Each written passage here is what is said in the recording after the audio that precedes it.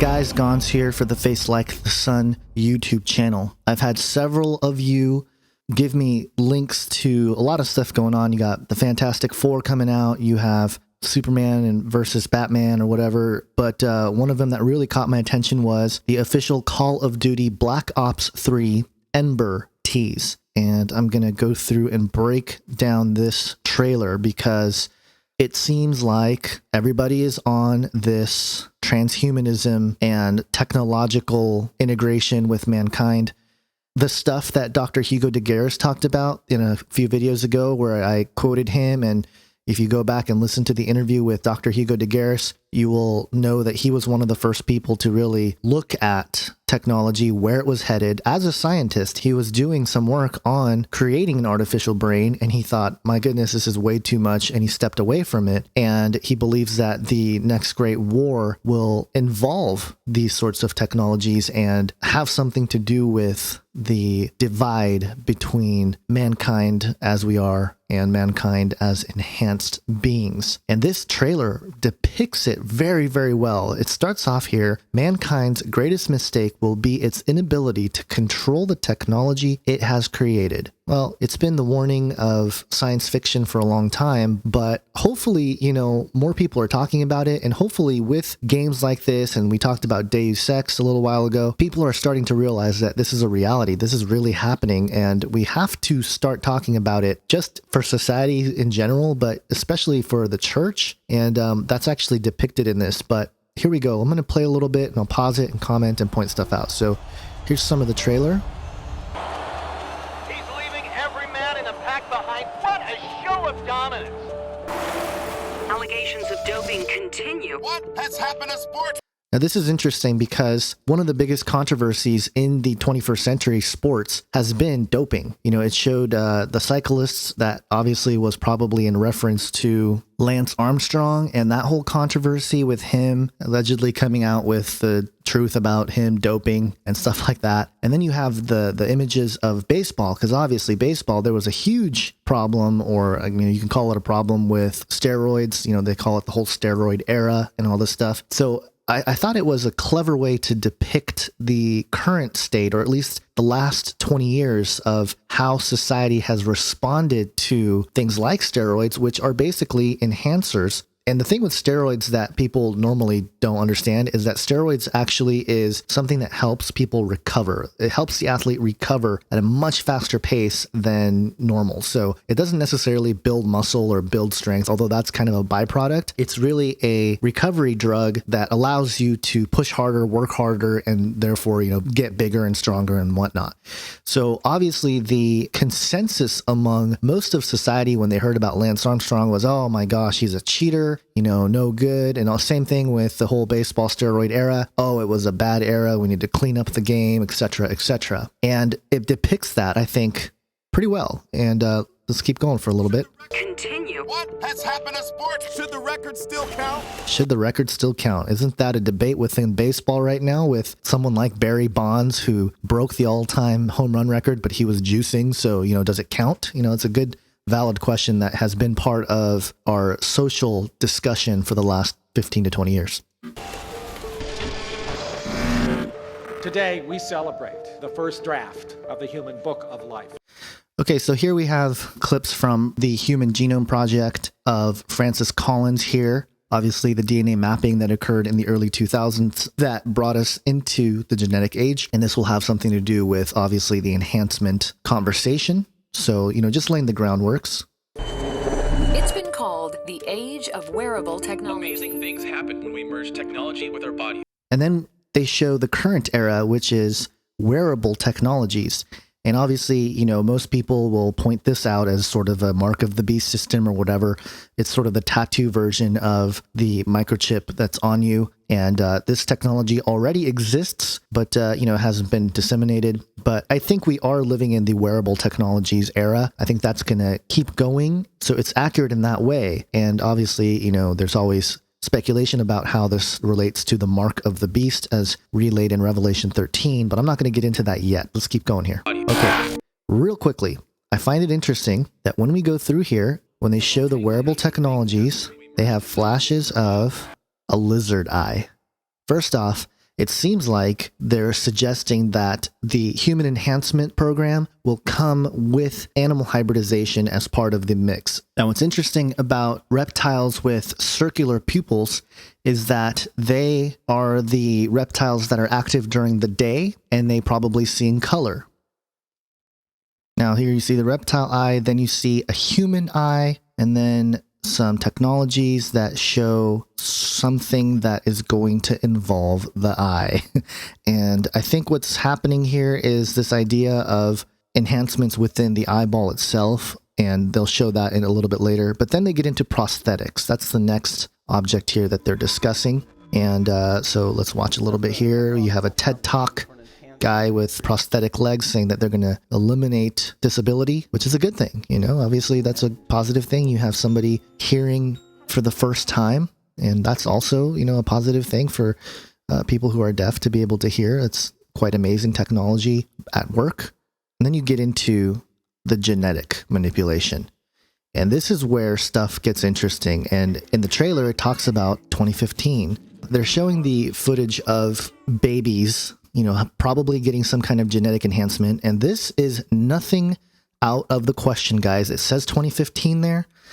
And no surprise, one day ago, the Telegraph in the UK reports China shocks world by genetically engineering human embryos. This is real. This actually is happening right before our eyes. So again, the stuff we've been talking about for so long here, you know, some people obviously longer than others, but at least for me, I've been tackling this issue for at least 5 years now.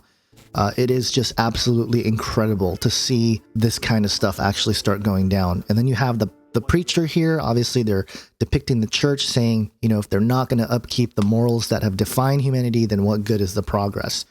And that's a really important question. And I think that's something that most people don't think about. And the divide between those who want to continue to enhance and those who are saying, hey, enhancement is fine and progress is fine, but let's be a little bit more careful.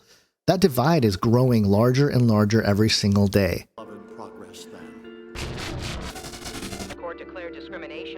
Okay, so now we get into the next 5 years into the 2020s, and it's talking about federal court reaches decision after day of deliberation, and the quote there was, the court declares discrimination against modified persons as unconstitutional. So again, this is going to be an issue, guys. I really wholeheartedly think that they're onto something here. As soon as these modified humans start coming into society, this is going to be an issue. There's going to be discrimination. People are going to go nuts, okay? These enhanced or modified people are going to be accused. It's going to be this whole new civil rights movement type thing where, you know, some people are just not going to be happy about it. And unfortunately, I'm concerned that it's going to be a lot of maybe uninformed Christians or religious zealots and things like that who are going to be violent in opposition of this sort of thing. And man, how difficult is it going to be to wade through some of this? I mean, and the questions start coming in. The questions that I have as a believer is, okay, we're starting to modify humans at this point. Can these people be saved?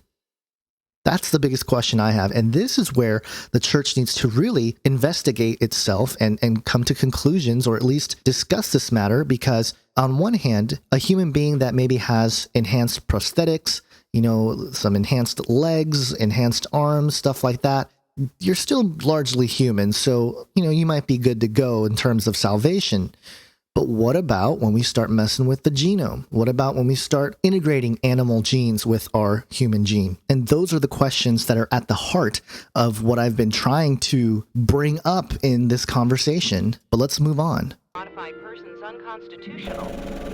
A historic day in sports as the IBA becomes the first league to allow modified athletes to... Now it seems like they're going to have specific leagues for modified athletes.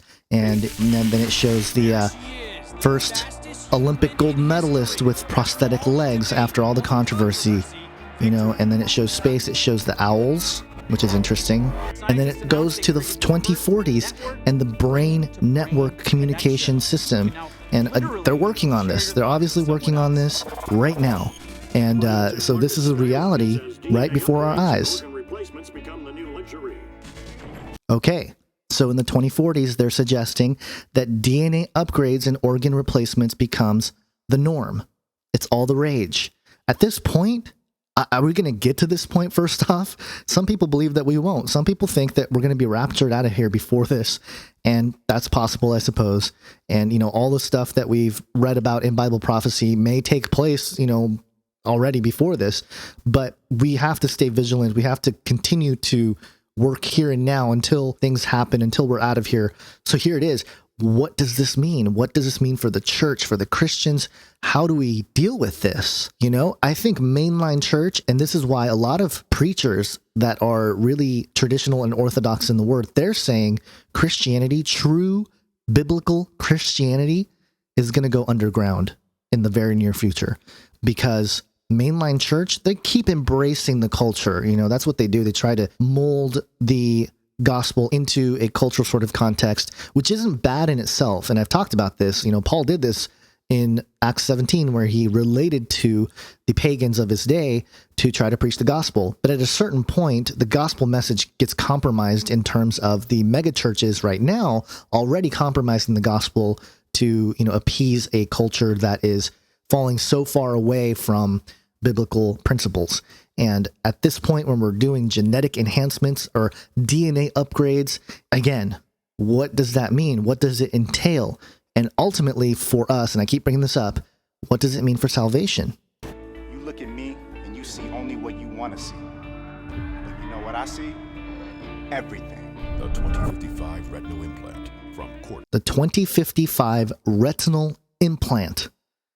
Boy, are you kidding me? Court Optics 2055. I mean, sports is going to be so different that people are going to have enhanced optics now. They see everything.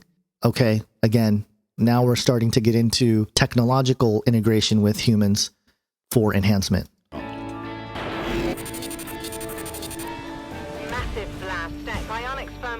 And then it's around 2060 that the Call of Duty Black Ops 3 Ember is suggesting that there will be an uprising, people who reject this progress, if you want to call it that, and start to rebel. Scientists play God. This is not about technology. This is about right and wrong. This is no longer about technology. This is about right and wrong. And this is at the heart of the conversation. And in terms of that, I got to give these guys credit over here at Call of Duty. They understand the debate here. They understand at least the cultural dilemma that is on the horizon. And more people are starting to recognize it. And the problem is the train is already moving so fast, it's really going to be difficult to stop it. There is no way of stopping it at this point, I think. I think it's just going to keep going. It is what it is. It's going to keep rolling. So there we have a whistleblower that comes forward and suggests that there are military who are way ahead using these enhancements already. And if you keep watching here. You think the retinal chips that you buy at the mall are high-tech? Our military is light years ahead of that. The things that we use to heal ourselves, they are using to literally turn humans into weapons. The things that we use to heal ourselves, they're using to turn people into weapons. There you go. The super soldiers are here. The notion that the United States sponsors some sort of super soldier program is not just untrue, it's patently absurd. Next question. So there you go. You have a government official denying that such a program exists. Neural control, voluntary limb replacement. This is happening. The only question that remains is how far will we allow it to go?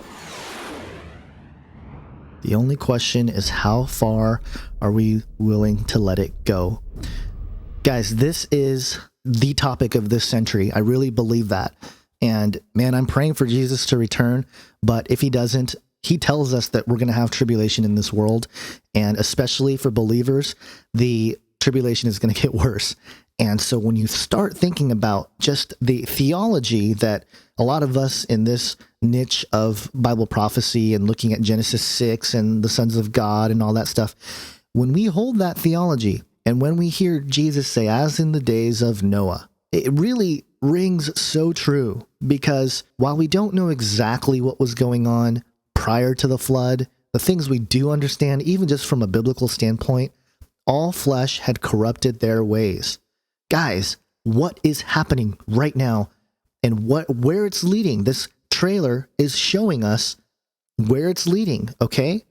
The next 50 years, technological advancement will lead us into a world where only those who risk going too far will find out how far we can actually go. We're going into a world where flesh is being corrupted and people's thoughts are going to be evil all the time.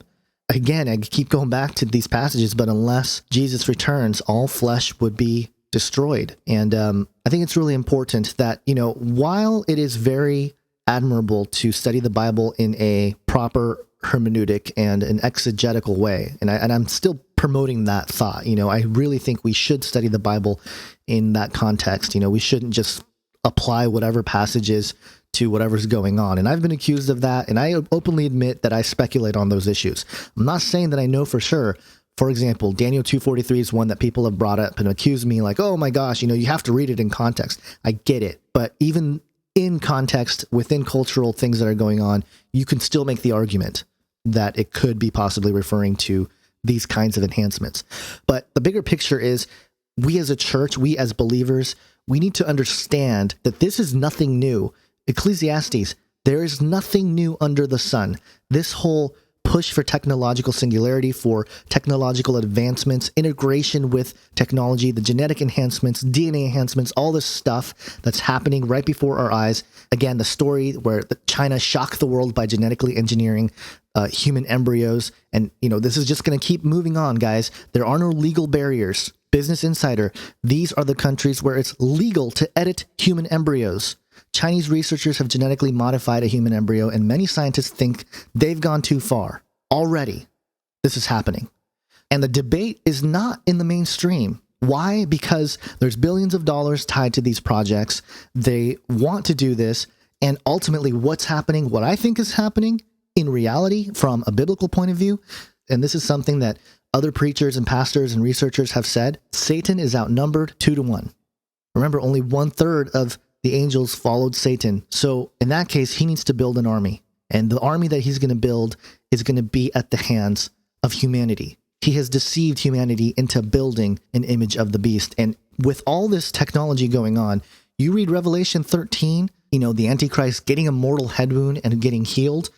I'm sorry, guys. I know some people think it's Rome and they fell and they came back and here it is. They're back and whatever. But I personally don't think that's the case. I think this is a very good example of some person who is going to be militarily already very, very powerful, that's going to be either assassinated or killed or whatever, shot in the head, something, and then he is going to be resurrected with the use of technology. And part of all of this, I think, is going to fit in well with a lot of the research that, again, Chris White has done with presenting this Antichrist potentially being a Jewish Messiah. And the reason why this is really interesting is because Israel right now is a leading nation in technology. And you think about the things that Netanyahu has said himself. They want to create a internet headquarters.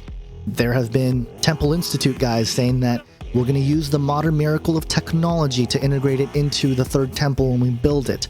There are so many clues that are coming together, guys, that we need to wake up. I'm sorry, I'm getting a little bit too preachy or whatever, but we have to wake up because we need to realize that this stuff is real. It's happening right before our eyes. The church is being steamrolled because pastors on Sundays don't pay attention to this stuff. And meanwhile, you're being bombarded by a culture that rejects the Lord, rejects truth, and are lovers of themselves. And people have questions. This is a real thing, and we need to wake up.